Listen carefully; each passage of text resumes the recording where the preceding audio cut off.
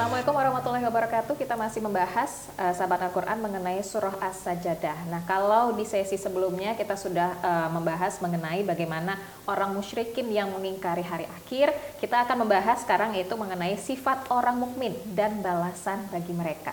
Nah, sifat orang mukmin yang sebenar-benarnya mukmin nih Ustaz. Ya. Seperti apa Ustaz?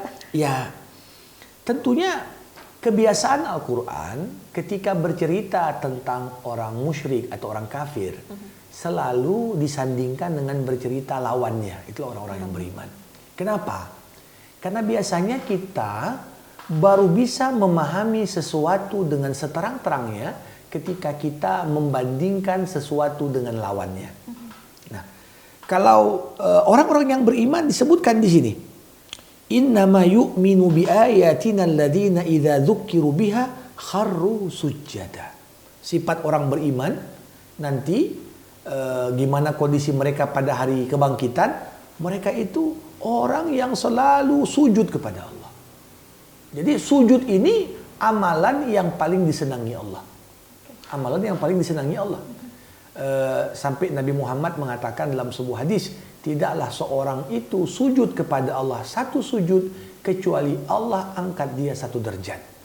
Tiap kali kita sujud, satu derajat. Dan sujud ini bisa dikatakan momentum paling intim antara hamba dengan Allah. Makanya kita sangat dianjurkan untuk menyampaikan doa-doa terbaik kita ketika sujud. Ya, aqrabu ma yakunu bihil abdu inda rabbih wa huwa sajid. Momen seorang hamba sangat dekat dengan Tuhannya adalah ketika dia sujud. Bahkan banyak yang tidak tahu, sujud ini salah satu amalan yang membuka peluang kita untuk dihimpun bersama Rasulullah di level surga yang sama ketika kita banyak bersujud. Dan harus dilamakan juga begitu sujudnya Ustaz ketika sholat? Iya, tentunya minimal ada tumakninah di sana. Tumakninah artinya ketenangan. Jangan pula sujudnya seperti patok ayam ya. Jadi dulu ada seorang sahabat Nabi namanya Rabi'ah. Rabi'ah ini sahabat junior. Pengertian masih sangat muda. Dia punya kebiasaan mengambil air untuk disiapkan sebagai air wudhu Nabi. Karena Nabi melihat sahabat junior ini begitu rajin. Suatu ketika Rasulullah bertanya kepada Rabi'ah, Rabi'ah, minta kepadaku satu permintaan supaya aku bisa penuhi. Ketika itu anak 9 tahun ini nanya lagi sama Rasulullah, Rasulullah, kalau aku minta, apa bisa kau penuhi? Bisa, kata Rasul. Kira-kira apa permintaan anak 9 tahun ini? Dia katakan, yang aku minta Rasul, kau menjadi teman yang membersamaiku di surga. Ini anak 9 tahun. Ya. Dan ini permintaan yang sangat pintar sekali dia. Kalau dia sama Nabi di surga, ya pasti levelnya paling tinggi kan begitu. Benar. Apa kata Nabi? Bantulah dirimu agar bisa membersamaiku dengan perbanyak sujud. Jadi kata-kata sujada bukan sekedar sujud, tapi kuantitas sujudnya banyak. Kualitas sujudnya juga bagus. Artinya lama, tumaknina, banyak sujud. Ya. Kemudian apa? Wasabbahu bihamdi rabbih. Selalu bertasbih kepada Allah. Kemudian yang ketiga, wahum la yastakbirun. Nggak sombong. Karena sujud dan kesombongan ini dua hal yang berkontradiksi. Orang yang sombong nggak mau sujud. Dan orang yang nggak sujud, sombong. Orang yang nggak sujud, sombong. Seperti iblis tak mau sujud kepada Adam sebagai bukti kesombongan dia. Nah, kemudian tatajafa junubuhum anil madaji yad'una rabbahum khaufan wa tama'an. Ya, lambung mereka jauh dari tempat tidur. Mereka terus berdoa kepada Allah dengan rasa takut dan penuh harap. Artinya apa? Orang beriman ini tidur malamnya singkat. Karena mereka bangun di sepertiga malam akhir untuk berdoa. Ya. Wa mimma razaqnahum yunfiqun. Mereka membelanjakan sebagian dari harta mereka. Ini sifat orang beriman.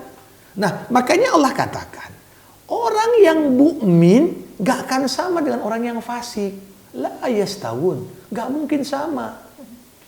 Kalau di dunia orang mukmin itu sabar menghadapi cobaan, syukur menghadapi nikmat dan pemberian Allah. Fasik sebaliknya, nanti di akhirat juga nggak mungkin sama. Nah, kalau disamakan antara mukmin dan kafir, di mana letak keadilan Allah? Kan begitu. Makanya dikatakan di sini, setelah panjang lebar bercerita tentang mukmin, ujungnya apa? Allah katakan, falahum jannatul ma'wa nuzulam bima kanu ya'malun. Orang-orang beriman akan ditempatkan nanti di level surga, namanya surga ma'wa. Ya, sebagai balasan atas apa yang mereka kerjakan. Nah, ini keindahan tentang balasan orang yang beriman. Tapi nggak cukup sampai di situ. Karena setelahnya Allah juga bercerita tentang orang-orang fasik dan orang-orang kafir. Iya. Ya. Di sini balasannya juga ya, Ustaz, iya, ya? iya. Oke. Dikatakan, adapun orang-orang yang fasik, tempat mereka di neraka jahanam. Setiap kali mereka pengen keluar dari neraka, mereka akan dibalikkan ke dalam neraka dan dikatakan kepada mereka, rasakan siksa api neraka yang dulu kalian dustakan. Jadi tidak bisa disogok penjaga neraka itu untuk keluar sebentar, ya, atau mungkin keluar sebentar, ya. Maka dari itu para hadirin, di sini ayat ke-21 Allah mengatakan, dan kami timpakan kepada mereka siksa yang dekat di dunia sebelum azab yang lebih besar di akhirat, supaya mereka kembali.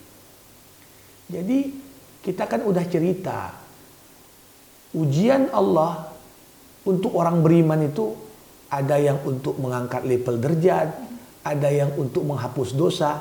Tapi kadang-kadang ada juga ujian Allah, siksaan Allah untuk orang kafir di dunia. Di dunia juga kadang-kadang orang kafir kena siksa. Apa tujuan diturunkannya ujian untuk orang kafir di dunia?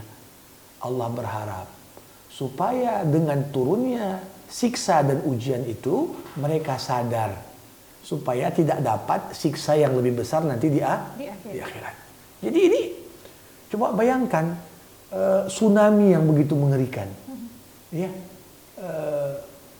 berapa banyak itu, ya, negara-negara yang korbannya kan bukan Muslim saja, ya, turis-turis di Thailand berapa banyak yang meninggal dunia, ya. Dalam konteks ini, loh, kenapa juga Allah azab mereka sebagian? Dikatakan tadi, bagi yang selamat supaya mereka sadar perbuatan itu tidak baik, sehingga mereka mencoba untuk memperbaiki diri untuk menghindar dari siksa yang jauh lebih besar nanti di akhirat kelak. Oke, baik. Jadi mengenai sifat mukmin dan balasan bagi mereka itu sudah dijelaskan juga, dan balasan bagi orang kafir dan berpalingnya mereka dari ayat Allah. Ustadz, ini mengenai bagaimana balasan bagi orang kafir, kan tadi Ustadz bilang ada yang dibalas di dunia dan ada yang dibalas di akhirat nanti. Tentunya yang dibalas nanti di akhirat, kalau mereka memang tidak benar-benar tidak menempuh jalan untuk bertaubat begitu ya Ustadz, dan betul. Balasan di akhirat akan jauh lebih besar. Lebih besar. Gitu. Nah, kalau untuk orang mukmin, Ustadz, Wida sempat mendengar bahwasannya nanti di akhirat semua umat Islam akan masuk ke dalam surga. Tapi terkadang kita suka lalai itu, Ustaz.